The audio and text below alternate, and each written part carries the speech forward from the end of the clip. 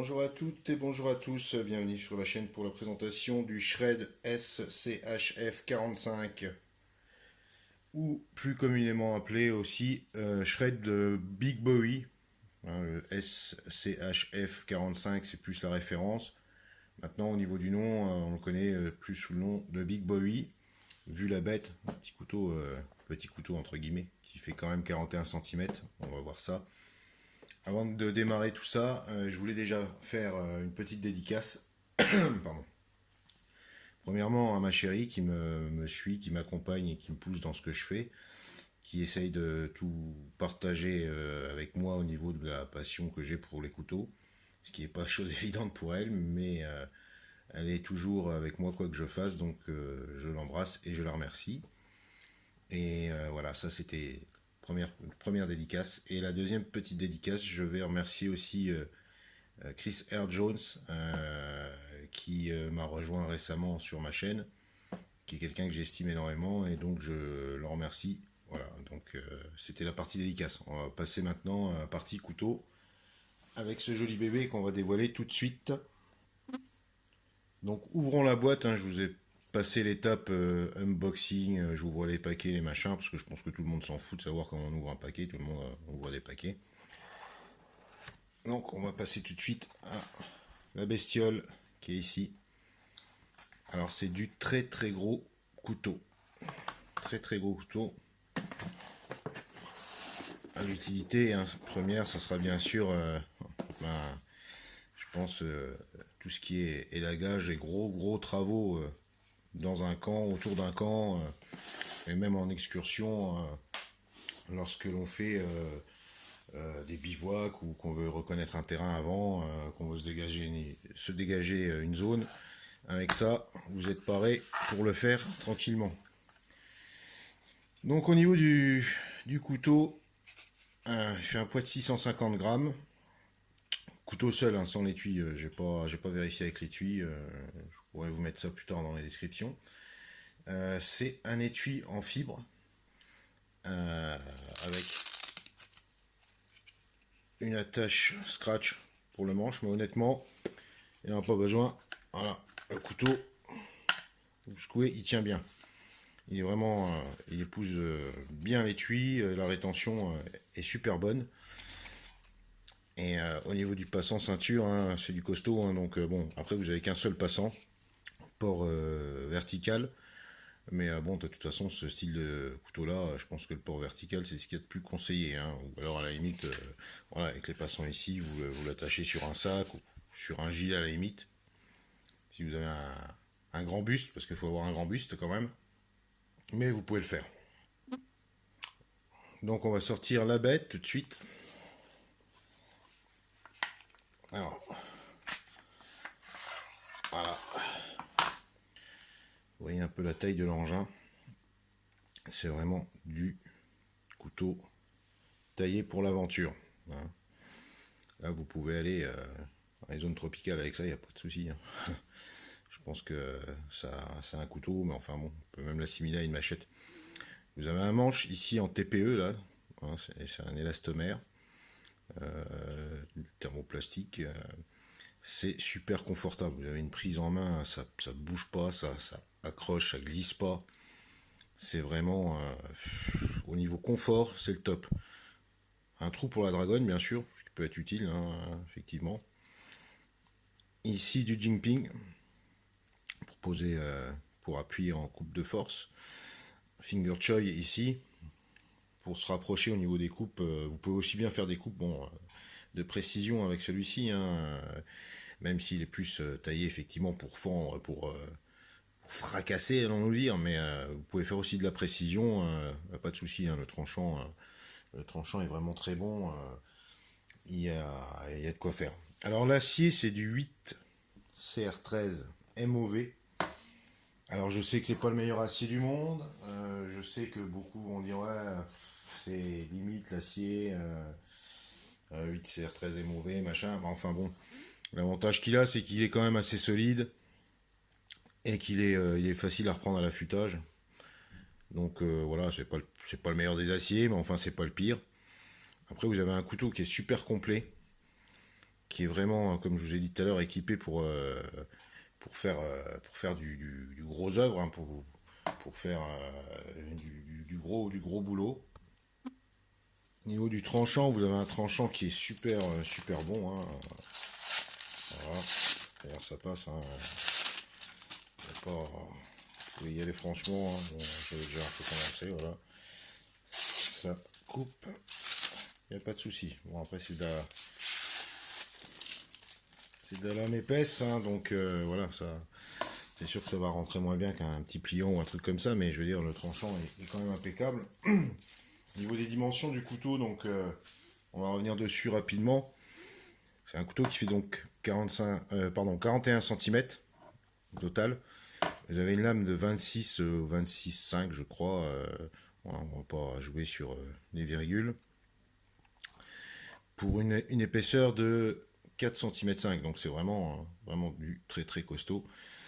Et l'avantage que vous avez sur ces couteaux, sur les shreds, moi c'est pas le premier que j'ai, je pense que ce sera pas le dernier, parce que ils ont une gamme qui est très étendue, ils font du bon couteau, même si des fois peut-être au niveau finition, c'est sûr que c'est pas du ici, c'est pas du Tops Bob, etc. Mais ça reste quand même super correct. Par exemple sur celui-ci, vous pouvez regarder au niveau du manche, au niveau des dessins faits sur le manche en TPE, etc. Il y a pas d'espace, il n'y a rien, il est vraiment super bien fini.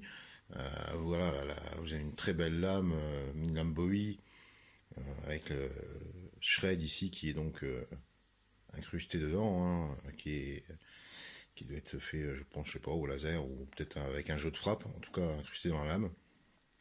C'est vraiment un couteau, celui-ci, en tout cas ce modèle-ci est vraiment super bien fini. J'ai un autre modèle que je vous présenterai peut-être à l'occasion, euh, qui est le Shred SCH 51, voilà, SCH F51 de mémoire, euh, qui est un très bon couteau, je m'en sers souvent en forêt, mais par contre qui a des petits problèmes de finition. Bon, après, je ne vais pas vous faire de revue dessus parce que c'est un couteau qui a été présenté par pas mal déjà de personnes de très bonne façon. Mais voilà, au pire pour comparer, je vais vous le montrer, comme ça vous verrez la différence.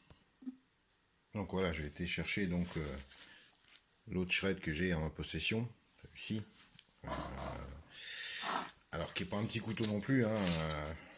Ouais, bon, à côté du Bowie, il a peut-être l'air un petit peu ridicule, mais en tout cas, c'est quand même un gros couteau, je peux vous le confirmer. Niveau épaisseur, par contre, il a une épaisseur qui est encore plus large que celle du Bowie. Sur le Bowie, on est à 4,5, sur celui-ci, on est à 6 et des brouettes. Alors, vous voyez, c'est un couteau que j'utilise aussi, hein. Enfin, je le prends tout le temps, celui-ci. Je le prends tout le temps et ça bouge pas, hein, c'est costaud, etc. Bon, après, vous avez le revêtement qui, forcément, hein, bah, ça c'est un peu comme sur tous les couteaux, hein, qui se barre. Donc rectification, c'est le SCHF52, pas, j'avais dit 51 je crois. Donc 52M, M pour Micarta, parce que il y a deux versions. Donc oui, le revêtement disparaît un petit peu, bien sûr. Dans l'ensemble, c'est un super bon couteau, mais comme je disais, Shred, des petits problèmes de finition, hein. Si vous voyez là au niveau des plaquettes, vous voyez qu'il y a un écart, c'est pas tout à fait, c'est pas super bien ajusté, c'est pas, voilà, c'est pas ce qu'il y a de plus propre, on va dire.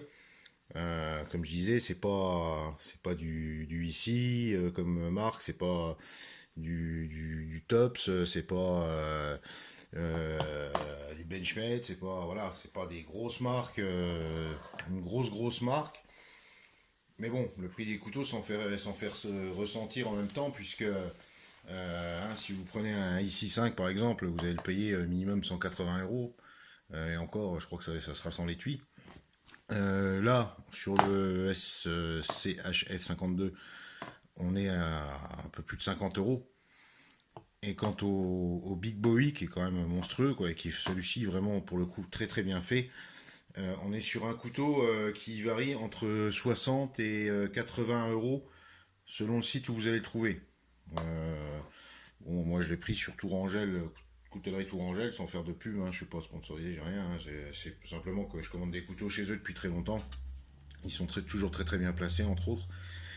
Donc voilà, vous avez quelque chose qui est vraiment super costaud, pour un prix qui, encore une fois, n'atteint pas dépasse pas les 100 euros, même si on aime les couteaux. Alors bon, j'ai quelques couteaux que je vous présenterai par la suite aussi, qui sont à plus de 100 euros, etc. Mais quand on aime les couteaux, bon, on regarde pas forcément au prix, mais enfin bon, si vous en achetez beaucoup, ouais, vous regardez quand même un peu, forcément. Hein. Vous n'allez pas acheter tous les semaines un couteau à 200 balles, quoi. Donc vous faites des choix stratégiques, prix, rapport qualité-prix. Et je pense que dans tout ce qui est rapport qualité-prix, dans ce qui est les gros couteaux comme ça de camp, de survie à la limite, Shred est super bien placé. Voilà. Donc c'était le Shred Bowie SCHF 45 avec une version. Hein, celui-là, vous en trouverez pas d'une autre couleur, avec un autre manche. C'est la version 1. Voilà. Vous avez vu, en rentrant au couteau, je l'avais entendu, le bruit que fait la rétention. L'étui, bon, ça reste, c'est de la fibre de nylon, enfin, en gros du plastique, on va dire. Hein. Mais en tout cas, il est vraiment bien fait. Il y a pas tellement de jeu dedans. Il y a beaucoup de couteaux. Quand vous faites ça, quand vous marchez, vous avez l'impression de marcher avec des grelots attachés à votre jambe tellement ça fait de barouf dans l'étui. Bon, celui-là, il a un petit peu de jeu, mais c'est pas ce que j'ai vu de pire. Voilà. Ça reste un très bon achat, autant pour l'étui que pour le couteau en lui-même. Donc, c'est le Shred SCHF 45, je le répète une dernière fois. Je conseille, pour l'instant je ne l'ai pas, je viens de le recevoir, donc je ne l'ai pas encore utilisé sur le terrain. J'essaierai de faire ça très bientôt, dès que j'aurai un temps un peu plus clément, parce que chez moi c'est pas le top en ce moment. Et puis je vous ferai une petite vidéo hein, sur la démonstration de ce qu'on peut en faire. À la limite j'en ferai une aussi pour celui-ci, pour ceux que ça intéresse encore, bien qu'on l'a déjà vu énormément. Et puis j'essaierai de faire aussi une vidéo, comme je vous l'avais dit, sur les précédents couteaux que je vous ai proposés. Dès que j'aurai un peu le temps de retourner en forêt, sur le terrain, et dès que le temps me le permettra surtout, parce que pour l'instant c'est pas l'idéal. Voilà, merci à tous et à toutes. Et puis, comme je dis toujours, n'hésitez pas à vous offrir des couteaux. Faites-vous plaisir, offrez-vous des couteaux. Suivez-moi et lâchez un pouce bleu si la vidéo vous a plu. À bientôt à tout le monde. Et merci encore une fois. Bye bye.